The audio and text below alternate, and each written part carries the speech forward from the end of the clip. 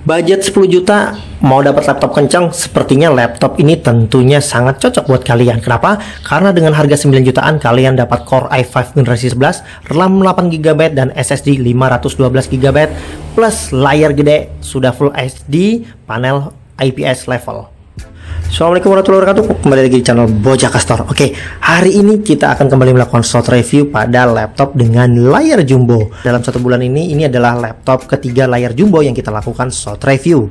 Laptop yang kita bahas kali ini dari pabrikan Asus, tepatnya dengan seri Asus A516 EAO.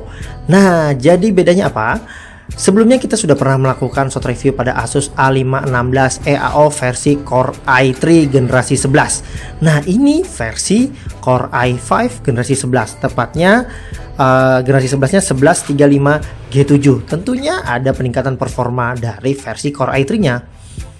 Oke, sebelumnya kita jelaskan bahwa Asus A516 EAO ini mungkin akan membuat kalian bingung. Kenapa?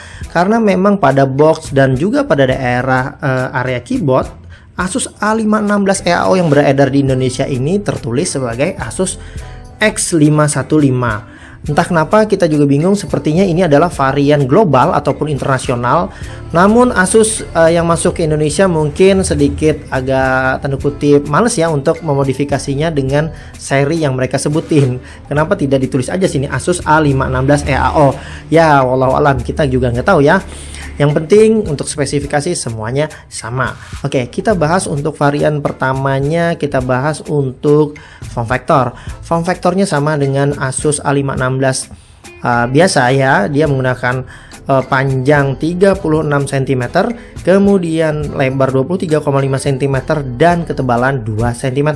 Untuk beratnya sendiri sih lumayan berat ya, di 1,8 kg. Khas laptop non gaming 15,6 inch. Kemudian bahannya mayoritas dari polikarbonat. Kebetulan yang ada di hadapan kita ini berwarna grey ya, berbeda dengan versi Core i3 yang beberapa bulan lalu kita lakukan review, dia menggunakan warna silver. Oke, kemudian laptop ini, nah untuk layarnya dia menggunakan layar 15,6 inch dengan panel Full HD ya, IPS level. Ya, ada sebagian mengatakan panel IPS, namun ini adalah panelnya IPS level. Jadi memang mirip IPS, cuma tidak sebagus IPS murni ya.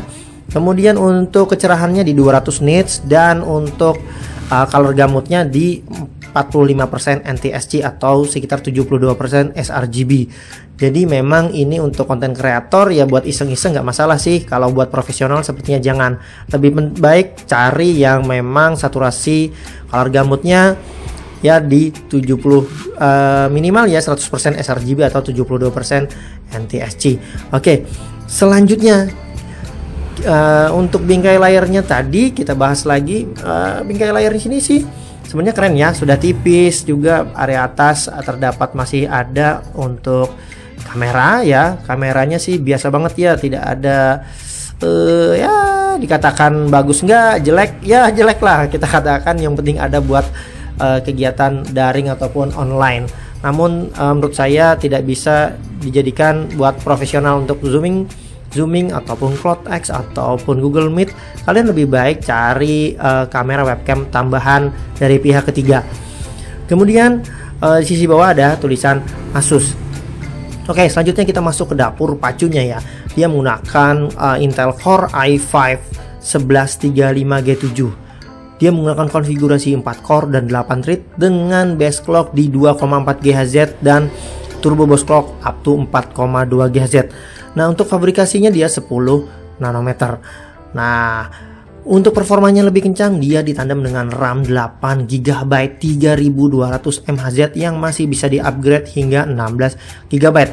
Untuk penyimpanan, dia telah dibekali SSD NVMe 512GB yang untuk reading speednya kenceng sekali, mirip laptop gaming, tembus di 3000 Mbps.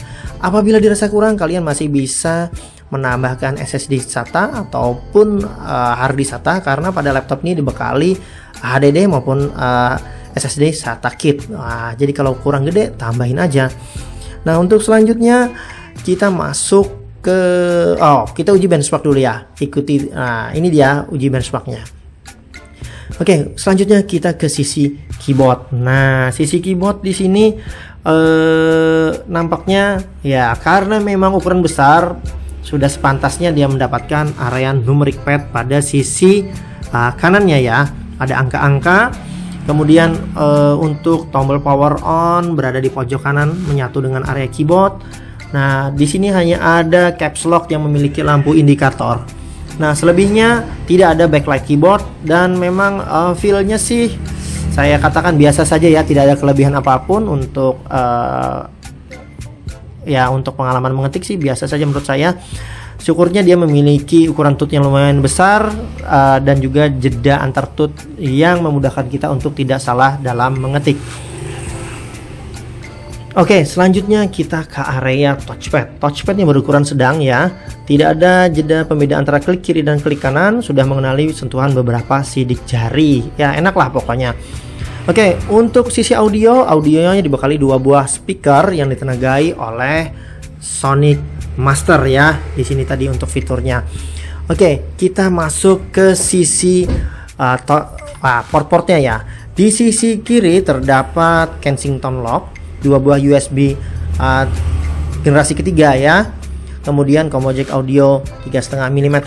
Kemudian di sisi kanannya terdapat ya port charger untuk mentenagai baterai 3 sel 32 watt hours-nya, kemudian USB tipe C, kemudian HDMI dan port USB 2.0. Nah, mungkin itu saja untuk short review singkat kali ini. Jadi kenapa kalian harus memilih laptop ini? Karena mungkin bagi teman-teman yang mungkin budgetnya hanya mentok di bawah 10 juta, ini adalah salah satu rekomendasi terbaik. Karena kenapa? Karena kalian sudah mendapatkan Intel Core i5 generasi 11 RAM 8 GB dan tentunya body gede, sangat enak buat ngetik maupun editing, konten kreator pemula dan juga sesekali buat main game. So jangan lupa klik subscribe, like dan komen, ikuti terus dan follow Instagram kita di bojaka_store. Wassalamualaikum warahmatullahi wabarakatuh.